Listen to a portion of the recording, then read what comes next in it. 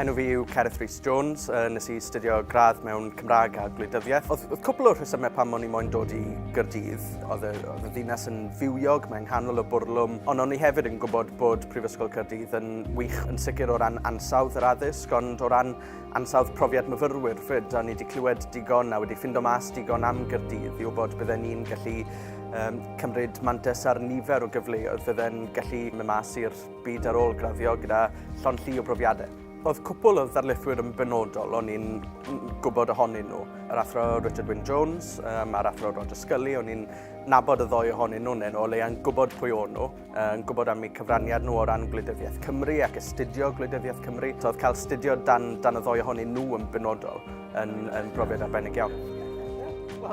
Fi'n credu beth oedd yn dda am y cwrs oedd bod ystod helaeth o bethau.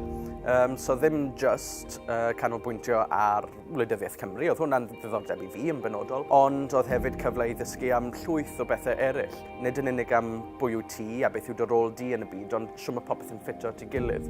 A llwyth o modiwlau fel yna oedd yn rhoi profiad cyfoethog iawn I ti o Gwleidyddiaeth a dealltwriaeth eang iawn.